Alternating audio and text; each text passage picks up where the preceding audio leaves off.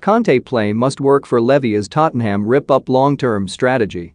T would be naive to describe the appointment of Antonio Conte as any sort of last chance for Daniel Levy, but the deal nonetheless has the feel of a big play from the chairman, a go big or go home roll of the dice after a multitude of missteps. Levy's reputation has been damaged by a series of misjudgments, from the hasty decision to join the European Super League to the even hastier appointment of Nuno Espirito Santo. Mingled with the boos and chants against Nuno during Saturday's defeat to Manchester United, which ultimately prompted Levy to sack the Portuguese on Monday, there were calls for the chairman to go. Whether or not Conte is a success at Spurs, Levy could remain in charge of the club for another 5 or even 10 years, but there is a sense that the heat from fans would become particularly intense if another appointment blows up in his face.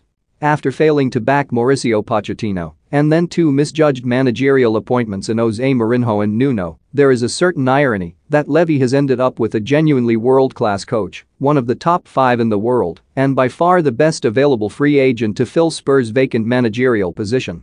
The arrival of Conte immediately eases the pressure on Levy and further strengthens the position of Fabio Paratici, who, in one fell swoop, has entirely justified his appointment as managing director by landing his friend at the second attempt.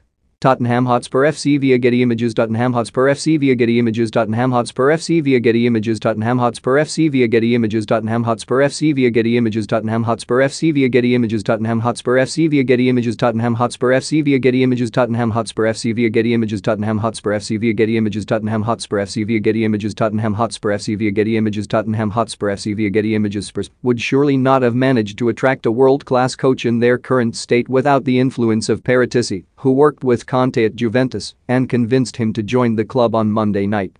Paratici first tried to appoint his compatriot in June as a permanent successor to Mourinho, but talks broke down over Conte's apparent concerns over the club's blueprint for success, with Spurs sources briefing that the 52-year-old was reluctant to work with young players. The big question now is what has changed. For one thing, Conte is itching to return to work, having walked out on Inter Milan at the end of last season. But, more importantly, Spurs are thought to have made more concessions, promising the former Chelsea boss money to reshape the squad and more control over transfer targets. One obvious concern is the club's ability to satisfy Conte's demands, but the narrative around Levy refusing to back his managers is gradually changing. As promised by the chairman, there has been a clear uptick in Tottenham's willingness to spend big since moving to the new stadium. Last summer, they agreed to deals worth over £100 million, even if £42 million on Christian Romero has been deferred until next year, while they have also recruited big money signings in Giovanni Lo Celso and Tanguy Ndombele since moving to their new home.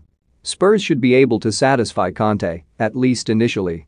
While Conte's appointment is an impressive coup and a show of ambition from Spurs, immediately returning them to relevance and potentially leaving Nuno's reign as a forgettable footnote, it nonetheless speaks to one of the enduring criticisms of Levy, that he lacks a clear and coherent vision for the football side of the club. Everyone at Spurs spent Nuno's tenure talking earnestly about starting a new cycle and looking long-term, but Conte has little truck for building from the bottom.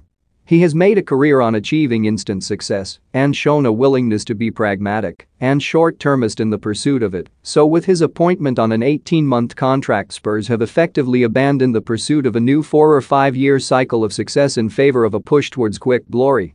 That said, there is far more quality at Spurs than the squad showed under Mourinho or Nuno, and there is perhaps no better